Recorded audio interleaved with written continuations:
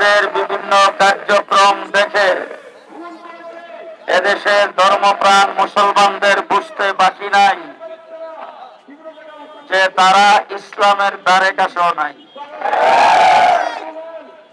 ইতিমধ্যে আপনারা দেখেছেন তাদের দ্বারা নির্যাতিত, তাদের দ্বারা ধর্ষিত নারীরা যেইভাবে তাদের কথা বলছেন, তাদের বিরুদ্ধে মুখ খুলছেন।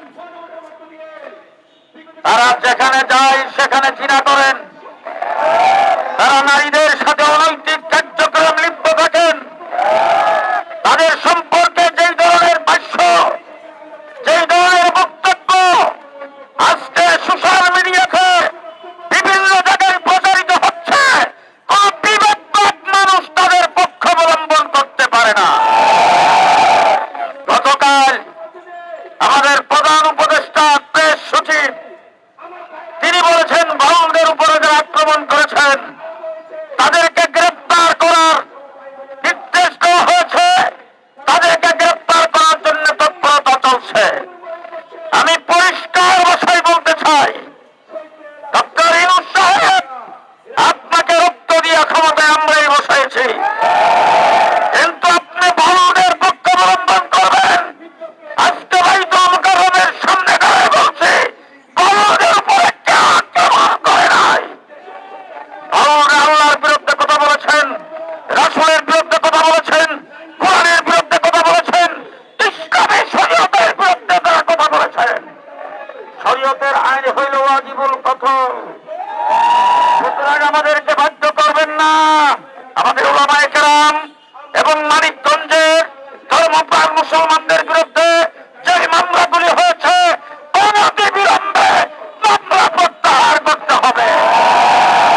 আওয়ামদের সঙ্গে যারা জড়িত আছে, আগামীকাল শনিবার, এর পরের শনিবারের আগে তাদের সবাইকে গ্রেফতার করতে হবে। আপনারা সকলে জেনে রাখুন, আগামীকাল শনিবারে আমরা সেখানে হেফাজতে ইসলাম মানিকগঞ্জ জেলার পক্ষ থেকে সমাবেশ ঘোষণা করা হয়েছিল। প্রশাসন বলছেন তারা একসঙ্গে যাবেন, মামলা প্রত্যাহার করবেন, এই জন্য সেটা ডেট পিছানো হয়েছে।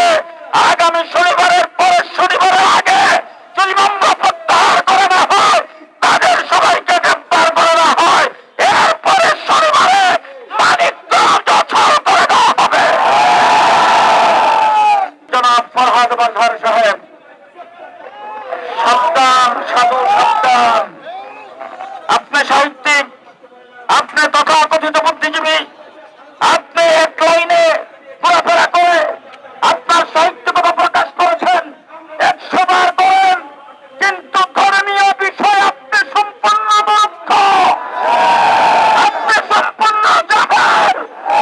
আপনি ইসলাম নিয়ে কথা বলবেন, বাউলদের পক্ষে কথা বলে আরেকবার বলেছেন আপনাকে আবুল সরকারকে গ্রেফতার করা হয় নাই, গ্রেফতার আমাকে করা হয়েছে। আপনি কে? আপনি কে? আপনাকে গ্রেফতার করলে কি হবে? যদি আপনি বাউলদের পক্ষ অবলম্বন থেকে যদি বিরত না হন, তওবা না করেন, যদি আপনি দুঃখ প্রকাশ না করেন, জাতির সামনে যদি ক্ষমা না চান, আমরা দাবি করব আপনাকে গ্রেফতার করতে হবে। এলো খবরের কাগজ, নিখাত, নির্ভীক, নিরপেক্ষ।